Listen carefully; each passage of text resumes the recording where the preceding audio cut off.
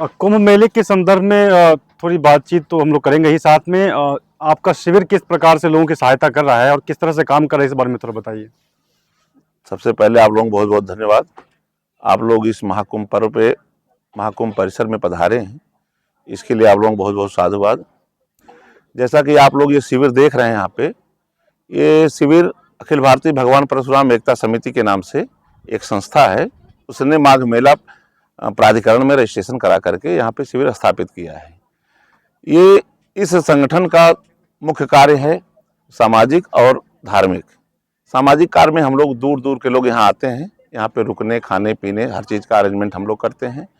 और धार्मिक भगवान की पूजा पाठ यज्ञ हवन इत्यादि करना, पूजा पंडाल बना करके उसमें जो है प्रवचन करना, गंगा स्नान इत्यादि, गंगा तट पे भी हवन इत्यादि करना, कराना, पूजन करना, ये इसका जो है धार्मिक पक्ष है। और हमारा ये जो संगठन है मूल रूप से 3 उद्देश्य पे कार्य करता है: राष्ट्रीय एकता, सामाजिक समरसता और संस्कृति संरक्षण। राष्ट्रीय एकता में हमारा ये संगठन, इसका मूल उद्देश्य जो है कि पूर्ण रूप से हम लोग राष्ट्रीय हैं, हमारे अंदर राष्ट्रीयता है, हम एक राष्ट्रवाद की बात करते हैं। सामाजिक संरचना में हम लोग सामाजिक रूप से सुदृढ़ करने के लिए ऊंच नीच का कोई भेदभाव नहीं, हमारे यहाँ हर जाति हर धर्म के लोग आते हैं। जैसा कि नाम परशुराम है, सुनने में थोड़ा अटपटा लगता है, ये लोकाक्ति या ये भ्रांतियाँ आ गई हैं कि भगवान परशुराम एक धर्म एक जाति एक विशेष के लिए थे, ऐसा कुछ नहीं है। वो लोक हित के लिए कार्य किए। जब जब धरती पे आपदा आई है तब तब धरती के हित के लिए, लोक कल्याण के लिए उन्होंने कार्य किया है। और सामाजिक समरसता और संस्कृति संरक्षण में हम लोग भारतीय संस्कृति, सनातन संस्कृति के संरक्षण के लिए सदैव कार्यरत रहते हैं। समय समय पर ब्राह्मणों के लिए यज्ञोपवीत संस्कार, गरीब बच्चों की पढ़ाई के लिए और धार्मिक उत्थान के लिए प्रवचन इत्यादि 5-5, 6-6 राम कथाएं हम लोग कराते हैं, जिससे सनातन को हम लोग आगे बढ़ाने के लिए प्रयास कर रहे हैं। कुंभ के संदर्भ में तो थोड़ी बातचीत करते हैं कि कुंभ को लेकर क्या अभी चल रहा है और क्या आयोजन किए गए हैं, इस बारे में थोड़ा बताइए। ये कुंभ का जो पर्व है, जैसा कि विद्वानों के द्वारा बताया गया है, ये अवसर, ये जो अवसर बना है 144 वर्ष बाद बनेगा दोबारा फिर, या 144 वर्ष बाद बना है।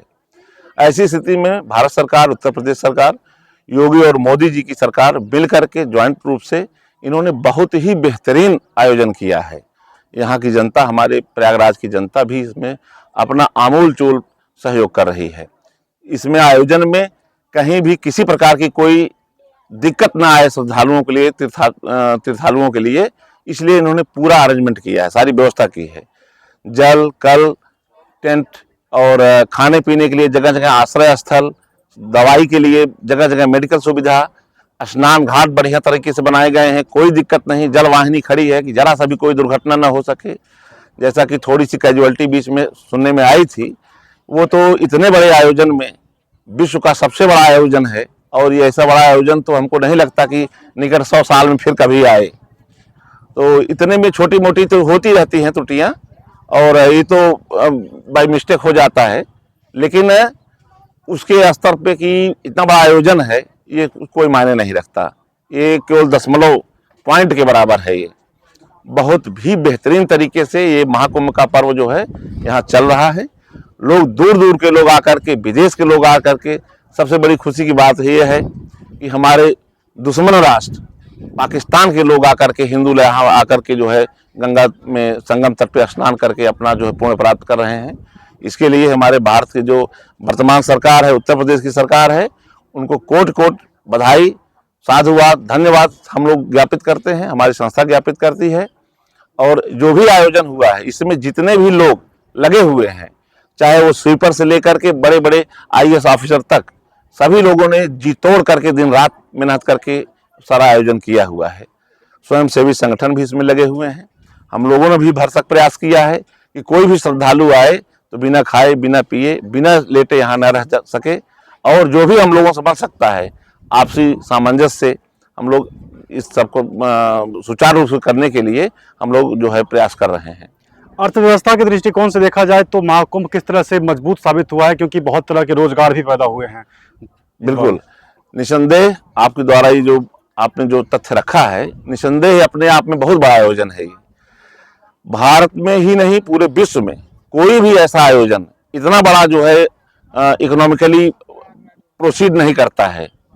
इतना ज़्यादा यहाँ पे जो रोजगार डेवलप हुए हैं, इसके एक समझ लीजिए कि कम से कम प्रयागराज में 15,000 ई रिक्शा चल रहा है और सारे ई रिक्शे चल रहे हैं, कोई डे नाइट में चल रहे हैं, बंद नहीं है ई रिक्शा।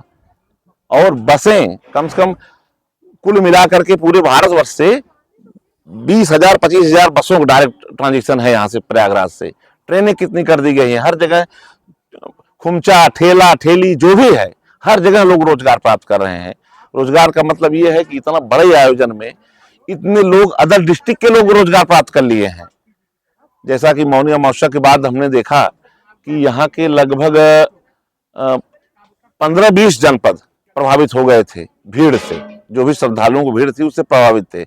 हर जगह सारे लोगों ने, जो सरकारी तंत्र है या प्राइवेट तंत्र है या जनता, अपने घर से बना करके जो भी बन सका उनसे श्रद्धालुओं के लिए उन्होंने भोजन जल आश्रय स्थल का आयोजन किया है, बैठाया है, खिलाया पिलाया है, सबकी सेवा की है। उसी क्रम में दुकान की बिक्री भी बढ़ी है। विद्युत विभाग ने भी बहुत बड़ा काम किया है यहाँ पे। विद्युत विभाग से भी कोई यहाँ पे शॉर्ट सर्किट जैसी कोई दुर्घटना नहीं हुई है।